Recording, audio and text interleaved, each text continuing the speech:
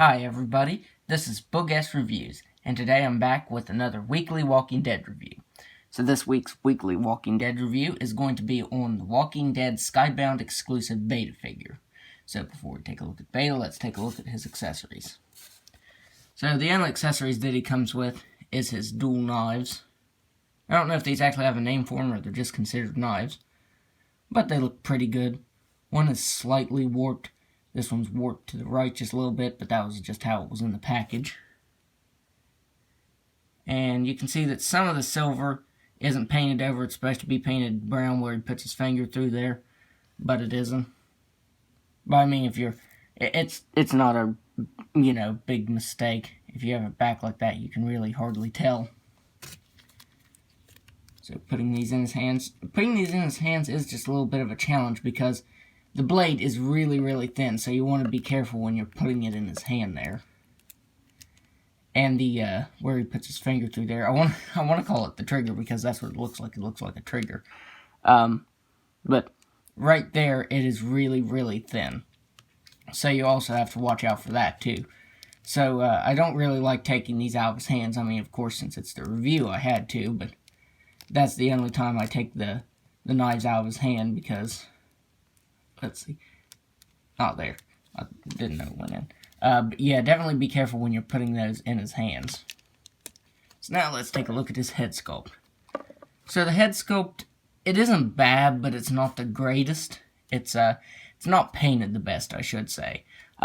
It's done in two separate pieces. One is his Whisperer mask right here, and it's the same as Alpha. The hair's just that really dark gray with the light brown brushed over it. And the mask is that light gray with the light brown brushed over it. And like I said, I feel like the hair and the head could use a little more detail. But looking at his eyes, that's the major thing. Like his left eye right here is just kind of blotted out.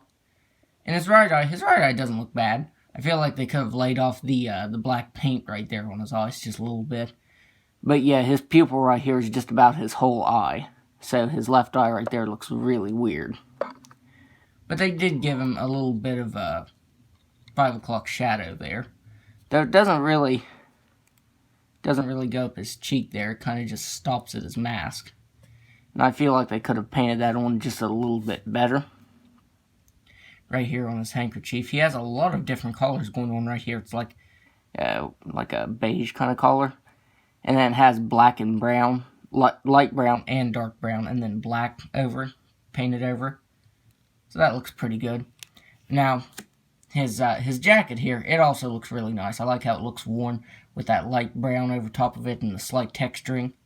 But then his sleeves are done in mostly black. Like there's a lot of black to it. There's a little bit of this color of brown, but not much. It's mostly black, as you can see here. So his arms and the jacket are two different colors mainly. Like, this has that little bit of brown to make it look worn and kind of dirty. And I think that worked really well. And I think if they wouldn't have painted the black on there, I think it would have looked better. That way it would have been all the same color. So yeah, that's another nitpick of mine.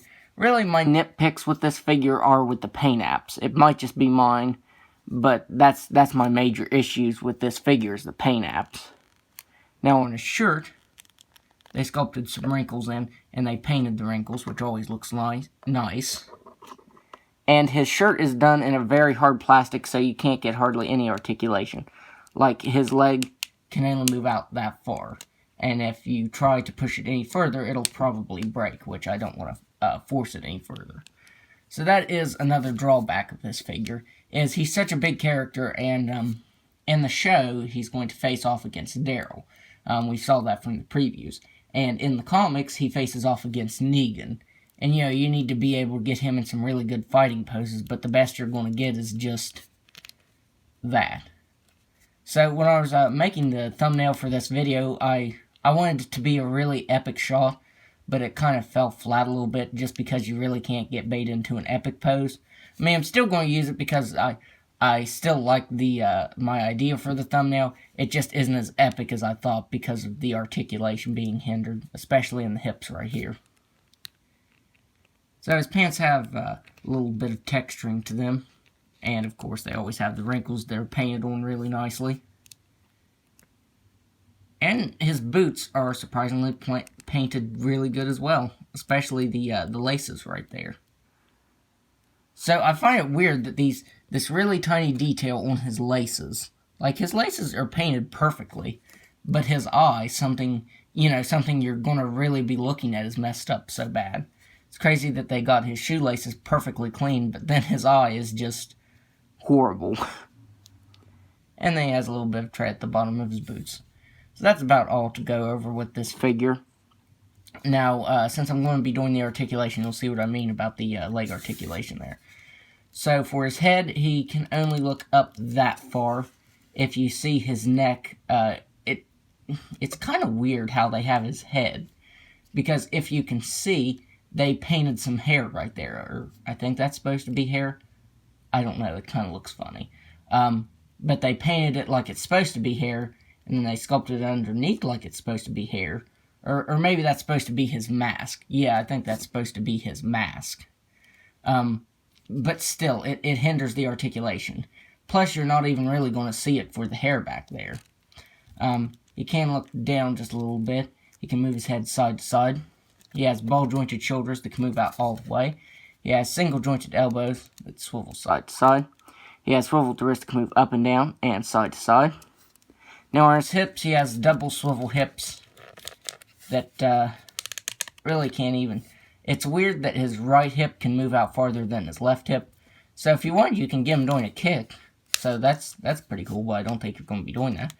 Now his left leg can kick that far up, and his right leg can't kick that far up. So it is really hindered. It can go back all the way though, but that's really not that helpful. Like it can go back that far. But it is hindered by his jacket here, even though it is a rubbery kind of piece. He has single-jointed knees that can't bend in very far at all. So that's another drawback. And he has ball-jointed ankles that can really just move side to side and pivot slightly. So yeah, the articulation isn't the greatest on him. I'm thinking maybe it's because he's such a big character and not normal like the rest of the figures. But now let's do some size comparisons. So he rounds out the main Whisperer trio that has been made. So here he is next to Alpha. And is she going to stand there? There. So there he is next to Alpha. Here he is next to Lydia. And he is really big. Like, I thought Negan was a big figure when I got him. But Negan is small compared to him. Here he is next to the San Diego Comic-Con 2-pack Negan from 2016, I want to say. But yeah, like I said, Negan was a really big figure and a big character, and he's even bigger than him. So there he is next to him. And like I said, since we've only seen previews so far of him fighting Daryl, because we don't know if he'll have interactions with any of the other characters, here he is next to Daryl, and he towers over him. And I don't figure that's probably the case in the TV show. I mean, he's going to be tall in the TV show, but I don't think he's going to be, like, this tall. Again, I would like it if they'd make some TV figures, especially of, like, Alpha and Beta and Lydia. But I doubt that will happen anytime soon, or at all.